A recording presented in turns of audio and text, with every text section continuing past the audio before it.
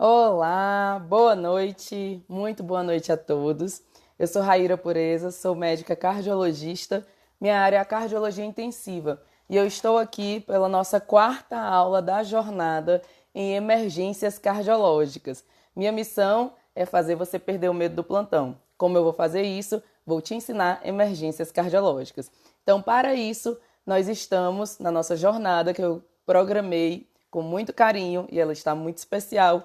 E hoje é uma aula muitíssimo importante, extremamente importante, que é a aula de supra de ST e outras alterações eletrocardiográficas, outras alterações isquêmicas, certo?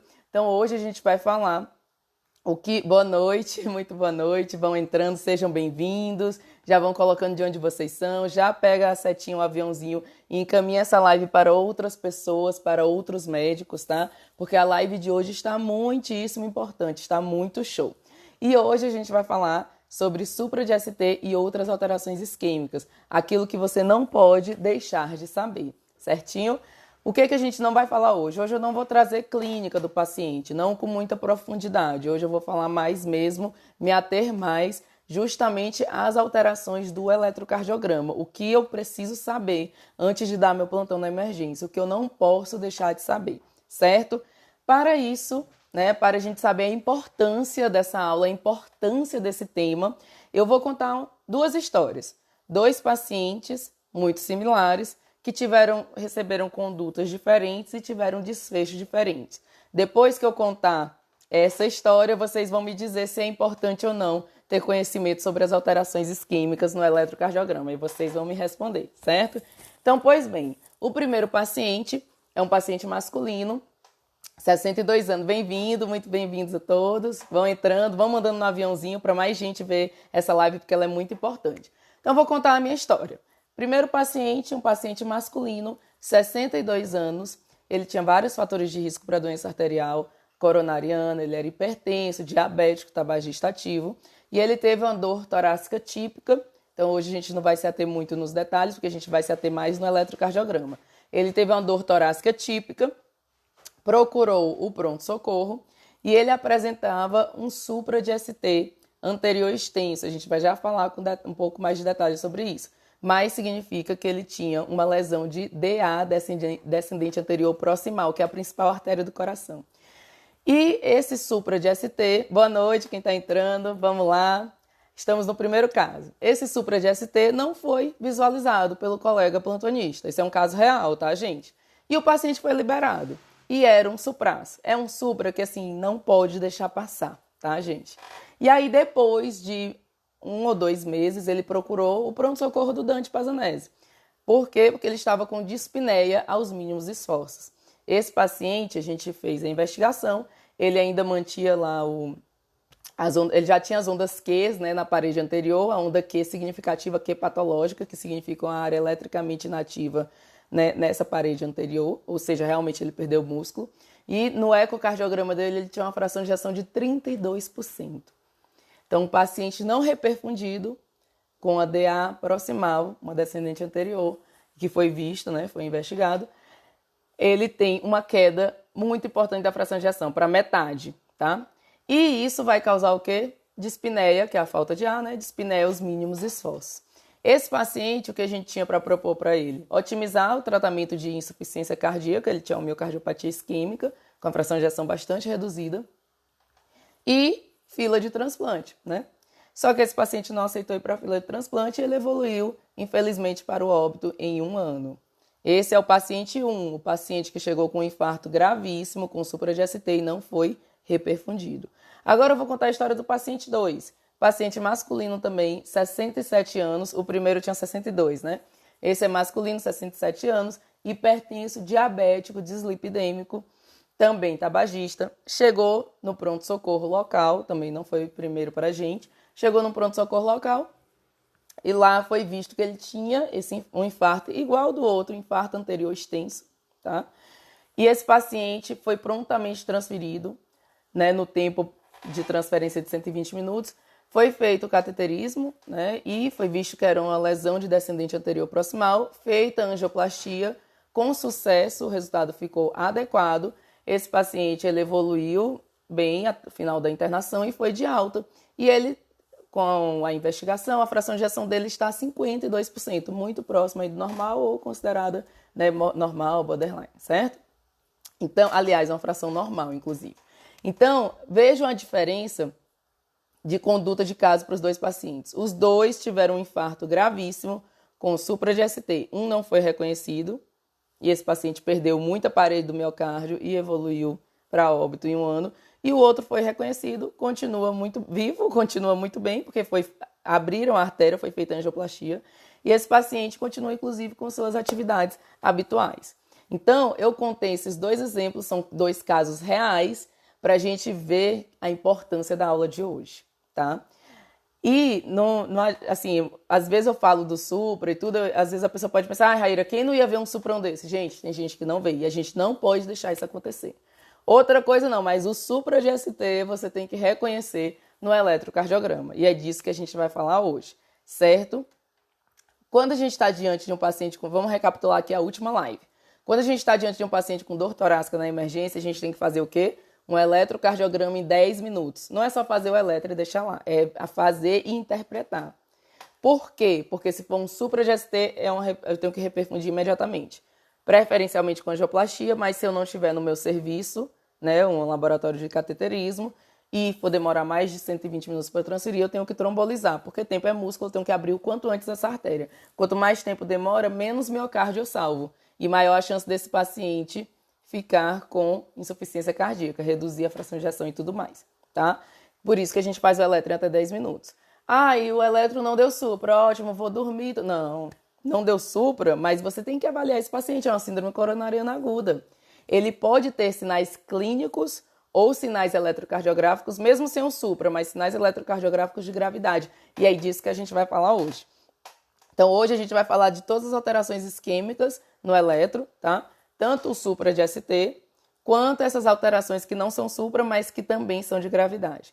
Raíra, as alterações clínicas que você falou, essas a gente já discutiu em outras lives, lembra? A questão de a gente avaliar esse paciente é porque, vamos recapitular aqui no eletro, né? Quando você faz um eletro e tem um supra, você tem certeza que tem uma oclusão coronária total, correto? É por isso que você manda para o CAT imediato que você faz um trombolítico.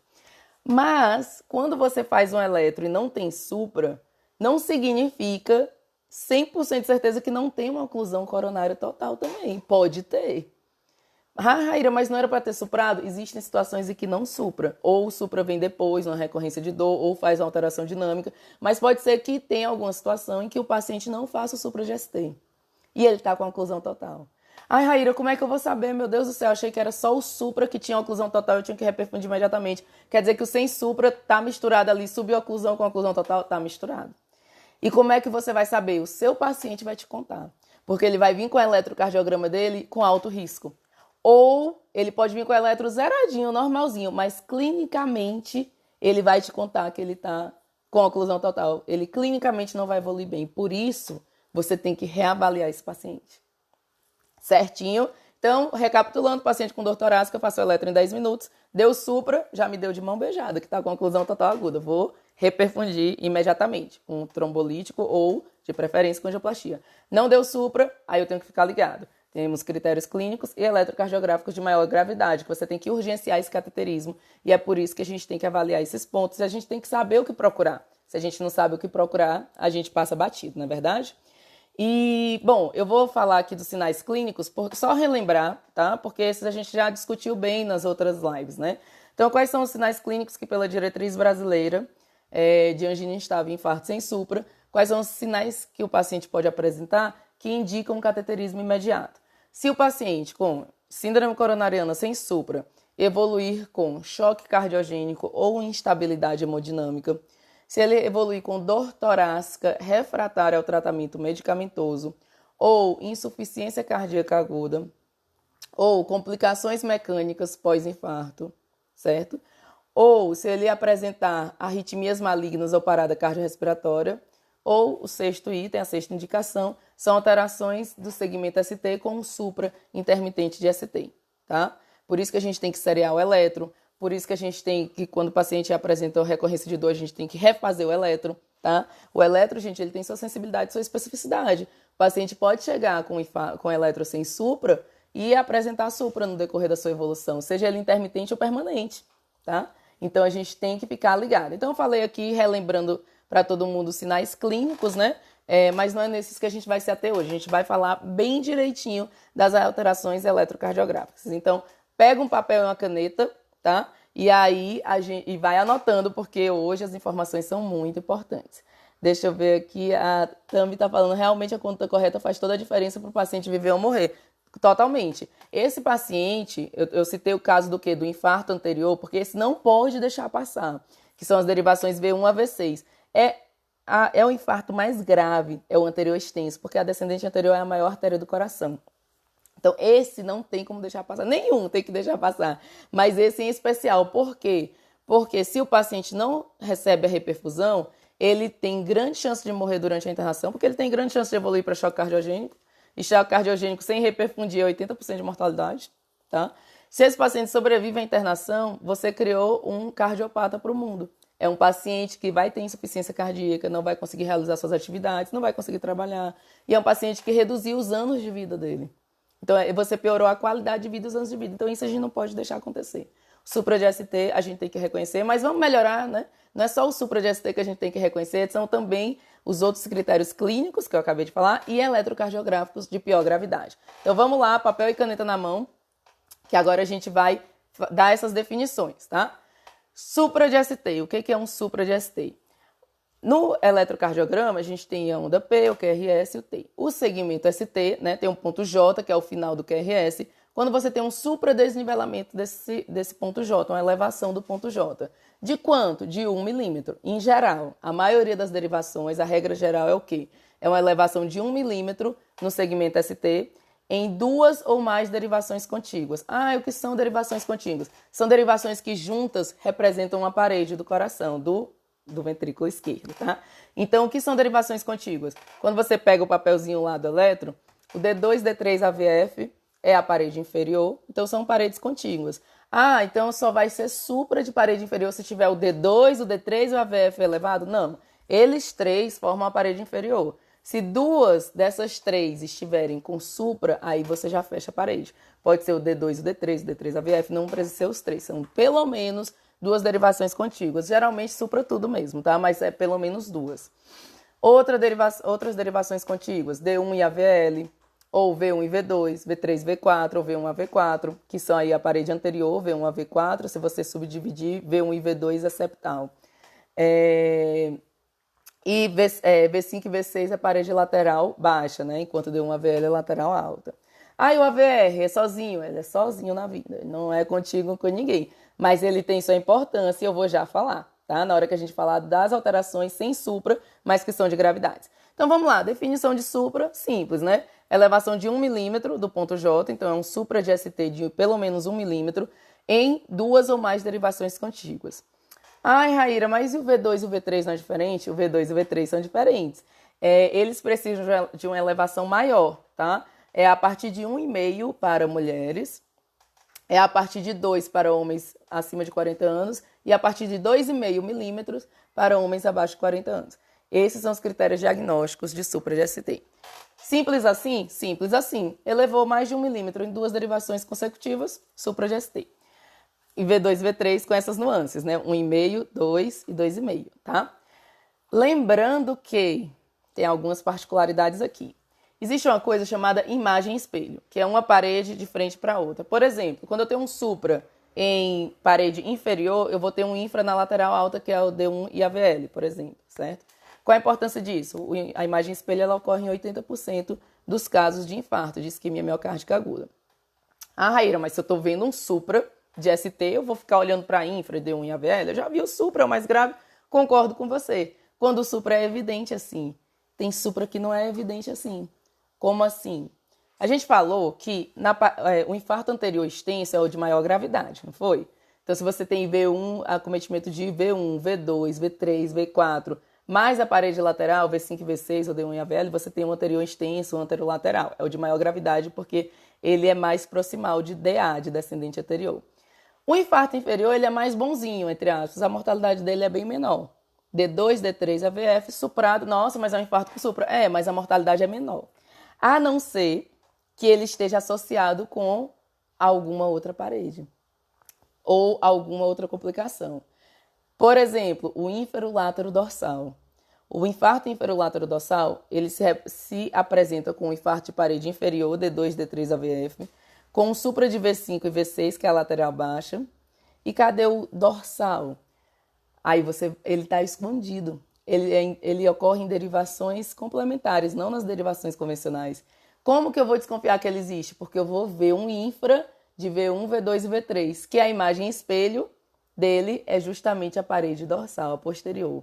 E aí, quando você faz V7, V8, V9, ele está suprado e você dá o diagnóstico de ínferolátero dorsal. Aumenta muito a mortalidade quando é um ínferolátero dorsal. É próximo aí da descendente anterior, um infarto imenso, tá? Então, esse paciente é muito mais grave, você tem que estar muito mais perto dele do que um inferior puro, tá? Ah, Raíra, mas essa nomenclatura não mudou? Mudou. Essa antiga parede dorsal ou posterior, na verdade, hoje a gente chama de lateral, tá bom? Outro exemplo de alguns cuidados a mais que a gente tem que ter no supra de ST.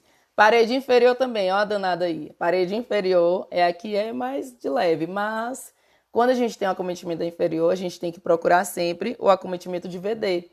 Tem que fazer as derivações V3R e V4R, tá? Porque se tiver suprado, aí a gente tem um infarto de VD. Aí aumenta a mortalidade do infarto de parede inferior. Então, a parede inferior é um infarto que tem um ótimo prognóstico, claro que se você reperfundir. Então, o paciente é para evoluir bem, porém, se tiver associado a infarto de VD ou a outras paredes, inferolateral ou principalmente o inferolátero dorsal, ele se torna muito mais grave. Por isso que você tem que saber o que a imagem espelha. Agora, quem está atento percebeu uma coisa. A gente falou que é 1 milímetro nas derivações, né? Exceto V2 e V3, que vai ser elevação de 1,5 para mulher, de 2 para homem acima de 40 anos ou 2,5 milímetros para homem acima de 45. Só que as derivações posteriores, que são V7, V8, V9, só precisa elevar meio milímetro. Já é um infarto, entre aspas, dorsal, que é o atual lateral. Certinho, gente? Papel e caneta na mão, estão conseguindo acompanhar? Se alguém tiver alguma dúvida, vai escrevendo aí, se eu falei muito rápido. Eu sei que é técnica, mais técnica essa aula, mas eu estou trazendo conceitos importantes que você tem que buscar no eletrocardiograma.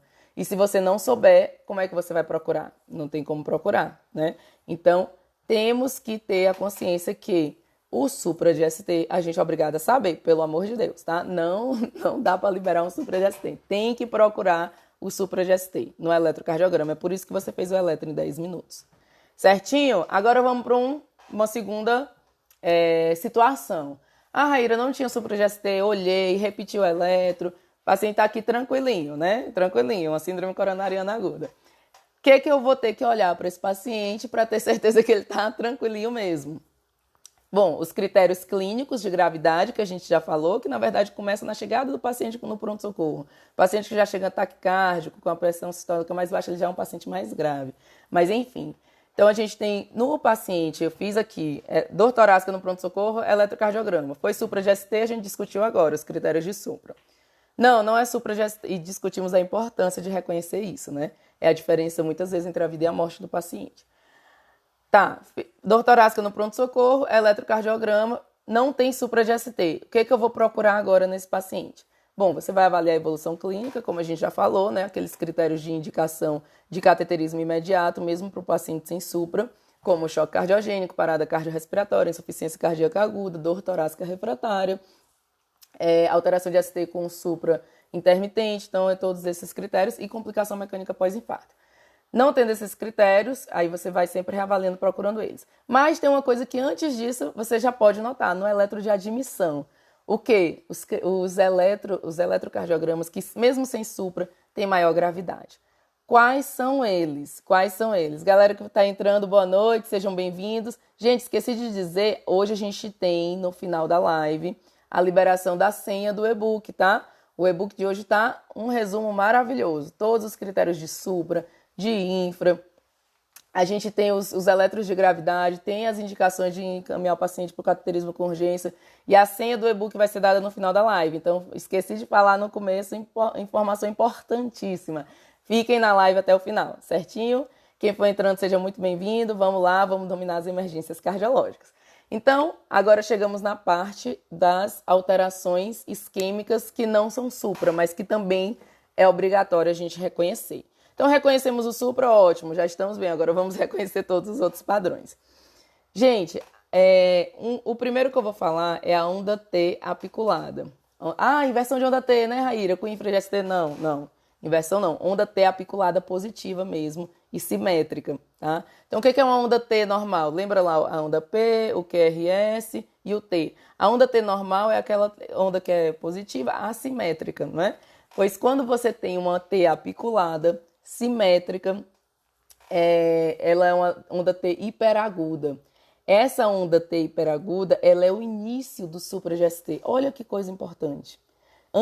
Se o paciente chegar muito no comecinho e você fizer o eletro, aí você vê uma T apiculada, você pensa assim, deixa eu ver o potássio aqui dele, tá normal. Não tem supra, ótimo, vou ficar tranquilo e vou reavaliar outro paciente. Não, esse paciente você tem que reavaliar de perto, tem que seriar esse eletro, muitas vezes é o começo de um supra de ST, é o início, é a primeira fase do supra do ST. Então assim, gente, pra gente ver a importância de seriar eletro, não é só porque é protocolo. Por que o protocolo coloca um eletro em 10 minutos? Justamente para a gente encontrar o supra-GST ou essas outras alterações isquêmicas, tá? E você tem que conhecer. Se você não conhecer, como é que você vai buscar? Não é verdade? Então, anota aí, onda T apiculada, que é a T hiperaguda, simétrica, ela é a fase inicial do supra-GST. Se o paciente chegou com a dor há muito pouco tempo, essa pode ser a manifestação no eletro inicial. E aí você vai seriando o eletro, você vai vendo o supra acontecendo. Aí você tem que reperfundir o paciente. Tá? Quando aconteceu o supra, você tem que reperfundir. Então, onda T apiculada. Tem uma outra aqui, alteração, o infra de ST em si, né? A gente já falou da imagem espelho, que é importante. Então, às vezes, você vê o infra e tem que procurar o supra, como é no caso do inferolátero dorsal, né? O infra de V1, V2, V3, você vai procurar o supra lá em V7, V8, V9. Isso aí a gente já falou. Agora, quem me acompanha, com certeza já viu esse próximo exemplo que eu vou dar. É a isquemia circunferencial. Quem já ouviu falar, quem já viu, já apareceram várias vezes nos meus stories.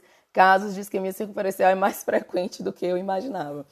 Bom, o que é a isquemia circunferencial, gente? Recapitulando, seu paciente chegou no seu pronto-socorro com dor torácica, vai fazer o eletro em 10 minutos, não tem supra de ST, mas ele tem um monte de infra, aí você acha assim estranho, nossa, quanto infra, isquêmico mesmo esse eletro, né? Gente, se preencher critérios de isquemia circunferencial, pode ser um paciente com uma lesão grave, às vezes até OT mesmo, ocluído, de tronco, ou DA proximal, ou multiarterial. É um paciente gravíssimo. Inclusive, lembra aqueles critérios que eu falei de encaminhar o paciente para o cateterismo imediato? Eu falei os critérios da SBC, né? Da nossa diretriz brasileira. Na diretriz europeia, eles acrescentam como critério a isquemia circunferencial. Se o paciente tiver isquemia circunferencial, é para ir para o cateterismo imediato. Acho que deveria ter na nossa também, mas de qualquer forma você vai encaminhar para o cateterismo precocemente.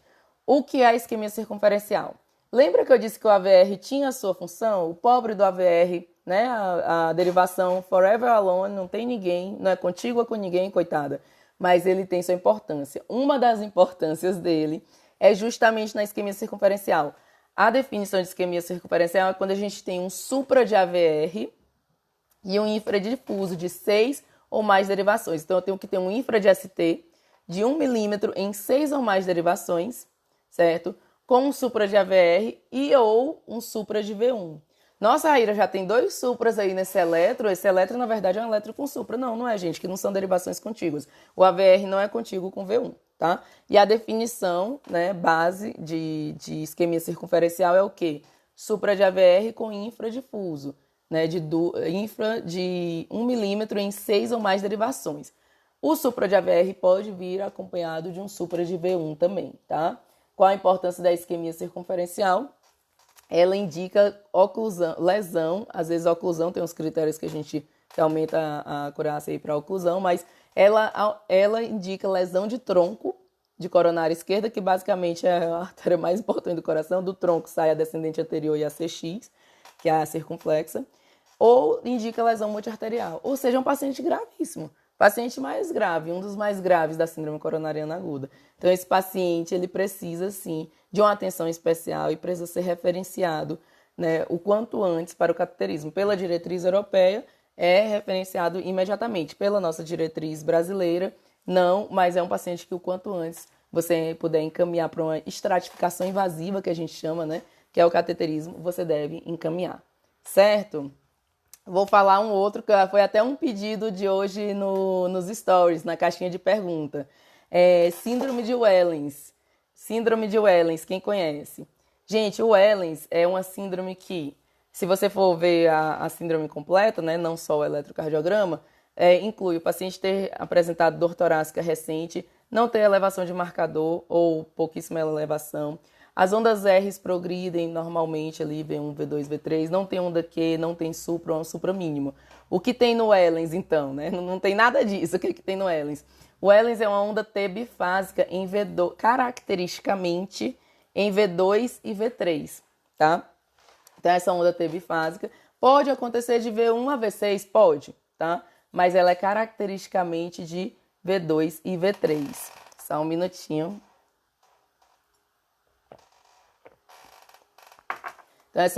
Então, o Wellens são ondas T bifásicas, né? Simétricas invertidas, pode ser invertida também, porque tem o Wellens tipo 1, o Wellens tipo 2, mas enfim. Lembra daquela onda T bifásica? É quase como suprinha, tá? Em V2 e V3, podendo acontecer, na verdade, de V1 a V6. Síndrome de Wellens. Ah, Raíra, qual a importância disso? Não é um supra. Não é um supra, mas ela denota uma lesão grave de descendente anterior. O paciente com Wellens, ele tem alto risco de morte súbita, tá? E de infarto agudo do miocárdio, que muitas vezes eles não elevaram a troponina ainda, não alteraram o marcador, então não é um infarto. Mas é aquele paciente com angina instável que tem grande chance de evoluir com gravidade do quadro. Então é necessário você conhecer também a síndrome de Wellens, tá? Aí depois a gente pode detalhar o Wellens tipo 1, o Wellens tipo 2, se for o interesse de vocês. E depois, assim, quem quiser saber mais, se aprofundar mais também, fica com a gente até o final, que no final eu vou abrir vagas para mentoria em emergências cardiológicas na prática. E lá tem todos os slides, todos os critérios, todos os resumos, só no ponto para quem quiser se aprofundar nisso, tá?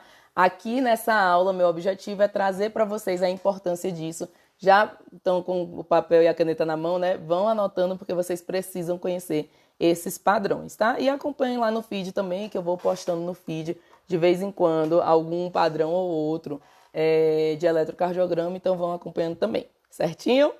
E para finalizar, a gente tem o De Winter, tá? Que é outro também padrão em eletrocardiograma que não tem supra de ST, mas que também tem maior gravidade. O De Winter, ele é um infra seguido dessas ondas T, tá? Ele é semelhante também em parede anterior, em derivações precordiais, né? Pode acontecer de V1 a V6. E ele também denota obstrução ou lesão grave de descendente anterior proximal. Então, todos esses padrões são muito graves, né? Que a gente viu até agora. E eles precisam ser também reconhecidos no eletrocardiograma. Então, a gente tem no De Winter um infra de ST e as T's apiculadas, também apiculadas, tá? Como no primeiro exemplo que eu falei. E também mostra lesão de descendente anterior proximal, ou seja, também é um padrão de gravidade. Certinho? Anotaram tudo aí? Então, vamos recapitular. Paciente com dor torácica no pronto-socorro, eletrocardiograma em 10 minutos, é só fazer o eletro e deixar lá? Não, é fazer o eletro e interpretar. Se tiver um supra de ST, vocês já viram a importância, né? Nos casos que eu dei inicialmente. Tem que reperfundir imediatamente. Cada minuto que passa é mais músculo miocárdio que você perde.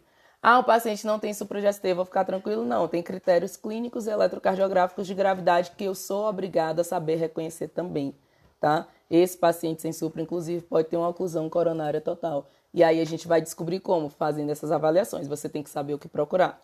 No eletrocardiograma, você vai avaliar se o paciente não tem ondas T apiculadas, que podem ser a primeira etapa, digamos assim, do supra de ST, né? Quando o paciente chega muito precocemente, tem acabado de ocluir a artéria. Então, pode ter essas ondas T apiculadas. Pode ter a isquemia circunferencial, que é o supra de AVR com infradifuso, infra de 1 milímetro em 6 ou mais derivações. A gente pode ter a síndrome de Wellens, que é aquela onda T bifásica, né? Em V2 e V3. Pode acontecer de V1 a V6 também. E o padrão de De Winter, que é o infra com a T apiculada em seguida, que também tanto o Inter quanto o Wellens mostram lesão grave proximal de descendente anterior, a principal artéria do coração. Então, todos eles são muito graves. E clinicamente você vai ver se o paciente vai evoluir com choque cardiogênico, instabilidade elétrica ou hemodinâmica, né? Se ele vai ter complicação mecânica pós-infarto, dor torácica refratária, alterações dinâmicas no ST. Então, isso aí também denota que o paciente pode estar com oclusão coronária total, mesmo que ele não tenha se apresentado com um supra-GST na entrada. Certo? Certinho? Todos conseguiram acompanhar? Conseguiram anotar? A gente vai dar o resumo, tá, gente? Lá no grupo do WhatsApp. Então, deixa eu ver se ficou alguma dúvida. Se tiverem dúvidas, podem colocar aqui, tá, gente? Ou então também vai ficar salvo no feed essa live, então vocês podem deixar as dúvidas lá no feed também. Bom, ao final da live, como prometido, né, a gente vai entregar o e-book. Esse e-book tá bem interessante, tá? Ele tá um resumozinho bem completo. Onde que eu consigo o e-book, Raíra? Lá no nosso grupo do WhatsApp da jornada. Como que eu entro pro grupo do WhatsApp? O link tá na bio, tá? Lá na bio, no meu Instagram, certinho? Para quem for entrar no grupo do WhatsApp e quiser abrir o e-book, a senha dele vai ser isquemia, certo? A senha do e-book é isquemia, certinho? E todos os dias dessa semana, segunda hoje, né, até a sexta, a gente vai ter aulas nesse mesmo horário, às 20 horas, com temas importantes e relevantes em emergências cardiológicas, certo? E todos os dias também eu vou liberar lá no grupo do WhatsApp esse e-book e outras informações importantes sobre a jornada, tá bom? Quem estiver gostando da jornada, quem quiser aprofundar mais, querer saber todos os detalhes dessas alterações do eletrocardiograma com supra ou sem supra, os tipos de Wellens e outros detalhes mais, aguarda que a gente vai abrir em breve a nossa mentoria em emergências cardiológicas na prática, certo? 100% online, também 100% prático e com encontros semanais para tirar dúvidas comigo, tá bom? Então, era isso, gente. Muito obrigada pela presença de vocês e vejo vocês amanhã às 20 horas para a gente dar continuidade à nossa jornada, certinho? O e-book vai estar lá no grupo do WhatsApp, link na bio para acessar o WhatsApp da jornada, certo? Beijos, obrigada pela presença de todos, fiquem com Deus e até amanhã. Estou aguardando vocês.